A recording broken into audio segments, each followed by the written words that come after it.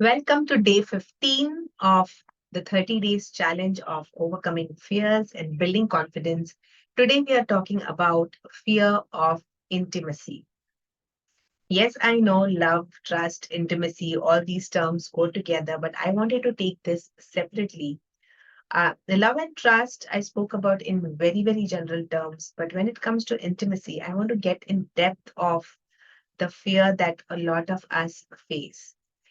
Fear of intimacy is something that not many people wish to talk about, not many people want to know more about it, because many of us do not truly experience intimate relationships in life. Now, what is intimacy? Intimacy, it's not just about I love you and you love me back. Intimacy is not just saying, yes, I trust you. Intimacy is really, really be able to bare your soul to the person that you love and trust the most. Intimacy is also expressing and sharing your vulnerability. And I'm not just talking about love and sex here because people believe intimacy means romance. They have this romantic idea that people who have sexual relationships are intimate. Intimacy means physical relationships, whereas that is not what intimacy is. Intimacy is to do with being able to give yourself, surrender yourself completely to the other person or to the people in your life whom you trust the most, and that you are not keeping any walls and barriers.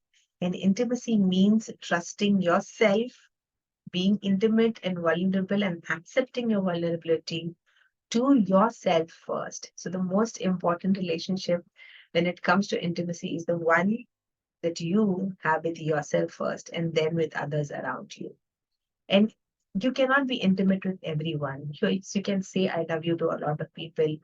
You can express your trust to a lot of people. But saying that I am intimate with that person, it doesn't happen with everyone. You'll have it like really, really choosy. And that's why a lot of time they say that it's between husband and wife or partners, but doesn't always have to be so. There are a lot of couples that I know, a lot of relationships in that people have in their life where they are close, but not really intimate, where they are not safe to be themselves, where it's just either one sided or it's dominating, but it's not in a very, very healthy one. And a lot of us have unhealthy relationships where we are subject to abuse and violence also. And those are the things that I talk about in. I have shared a lot of my stories also. I had deep fear of intimacy. I don't, I can't say that I don't have it, but it's much, much less. The fear is less. The fear is not there in the sense that I can't be intimate with the people that I love the most in my life, particularly my husband and my children. But there was a time in my life where I couldn't be intimate with anybody because I did not trust anyone, and particularly when I hated them like anything. That was because during my teenage years, I was sexually abused. The abuse went on for over 2 years, and more than what someone else did to me, I was in a very, very sad state of someone who had extremely poor self-esteem, someone who did not respect herself, someone who had no idea of what was happening to her. I didn't realize that what's happening was abuse until much later in life when I went to college and I was ridden with shame, guilt, anger, anxiety, and a lot of those negative things about me. Where and when you are experiencing that level of negativity, when you are experiencing doubt, shame, guilt, anger, hatred towards somebody, it's very, very, or jealousy also, it's very, very difficult to be intimate with yourself or with the important people in your life. And then it actually becomes a fear because you don't want to be near people. You don't want to share your vulnerability. You don't want to trust anybody or share who you truly are with the others or bare your soul in any manner because you find that the world is a bad place. Just because one person abused me, took advantage of me, doesn't mean that the world becomes a bad place. There are other people who are not like this. And yet, you will find that even in your intimate relationships, even though you have opened up, you might not always get the same from the other person. It's not possible that they are also able to open up in the exact same measure. And that is why I say that the fear is never to do with others. The fear is to do with our own insecurities. The fear is to do with I am not able to express and share myself, and I am not able to sort my thoughts and feelings. And that is exactly why you need to have certain practices in your life which help you work with you.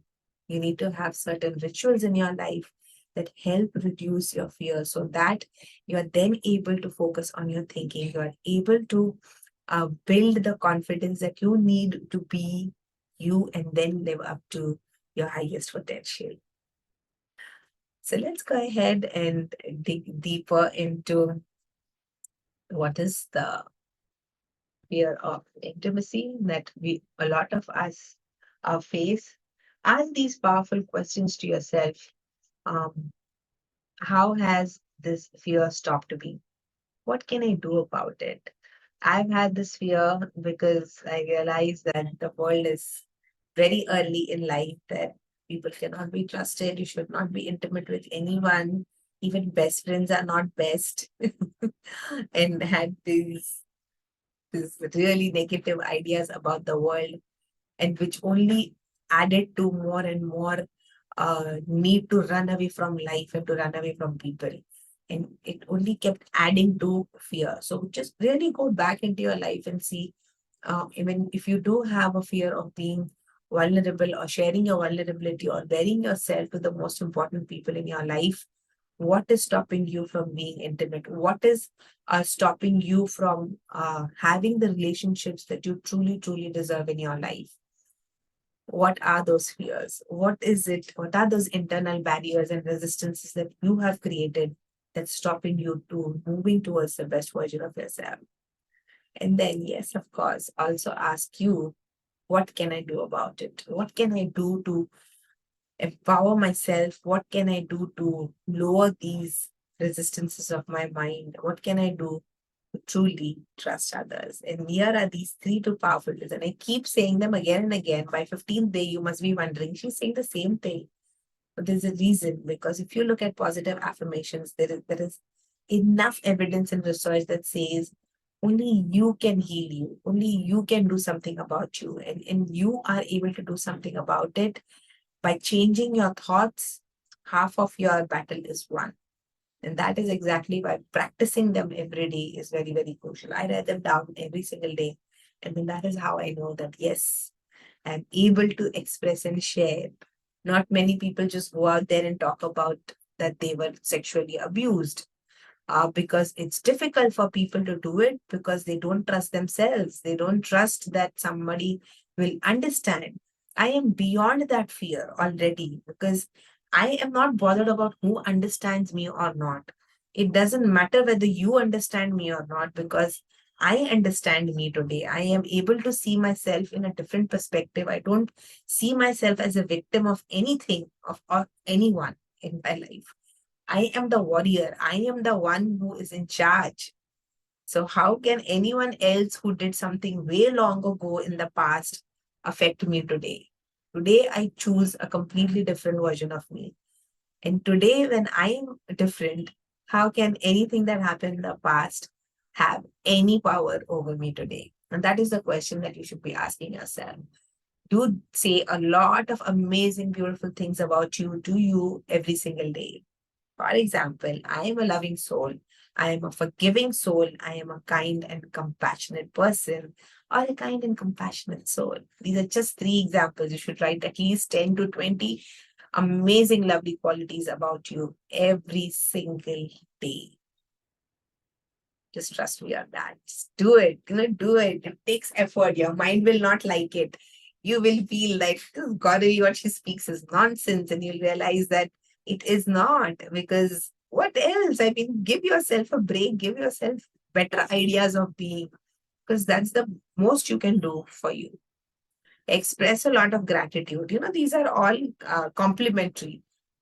Your mind doesn't believe good things about you when you say it, and it feels that, oh, I'm bragging about myself. And anyways, you're not doing this in front of anyone else. You do it in your journal or your diary. You do it in your mind. But if you keep doing it in your mind will debate it. You write it down. When you write them down, you will see that your mind cannot debate it because it's in front of you and you're focusing only on what you're seeing. Yeah. When you express gratitude, it takes off the load of being, oh, I'm grateful to them, I'm grateful to these other things around me. So that just it doesn't become of me, it becomes about both what who I am also and who also I am grateful for. So then your mind feels okay. We are not selfish. We think about ourselves, but we also are expressing a lot of gratitude towards the outside and external aspects of our existence. So do express gratitude to the awesome people in your life who have taught you resilience. Say to yourself, I am grateful to the awesome people in my life who have taught me resilience. I'm grateful to the intimate relationships that have made me feel my power. I'm grateful for my vulnerability that shows me what more there is to learn and overcome. When you acknowledge your vulnerability to yourself, that is where the true power is. And trust me, if you need help with any of these, just write a DM or write a comment to me, and I am always there to support you. Okay. All right. Now let's contemplate on these beautiful ideas. Close your eyes and focus on these amazing thoughts for now. Close your eyes slowly. With your eyes closed and a smile upon your face, breathe in, breathe out. Breathe in love, breathe out fear. Breathe in courage, breathe out negativity. Breathe in a lot of love and positive energy. Breathe out all of your fears and apprehensions. And as I say these statements to you, believe it to be true for you. I love myself. I approve of myself. I am a resilient soul. I always bounce back. It is okay to be vulnerable and express myself with humility. I feel safe and secure in my being. I let go of the past negativity and see myself anew each day. I forgive the past hurt and pain and move ahead with confidence and grace. I'm happy with myself first. Sharing myself with my intimate ones then becomes easy.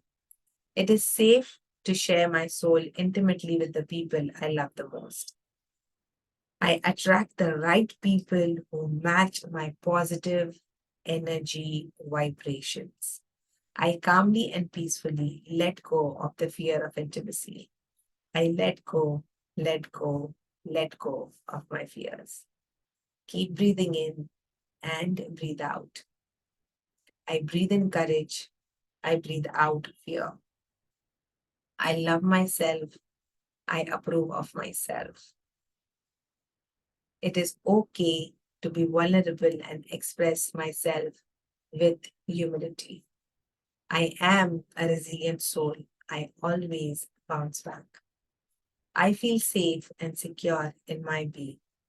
I let go of the past negativity and see myself as new each day. I forgive the past hurt and pain and move ahead with confidence and grace. I'm happy with myself first. Sharing myself with my intimate ones becomes easy then. It is safe to share my soul intimately with the people I love the most. I attract the right people who match my positive energy vibrations. I calmly and peacefully let go of the fear of intimacy. I let go, let go all of my fears. With a smile upon your face, slowly and calmly open your eyes. I wish you all beautiful relationships in your life. I wish that you get energized and have the greatest purpose of life, and that you are able to work towards your highest purpose and live your purpose every single day. I'll see you tomorrow for day 16. Thank you.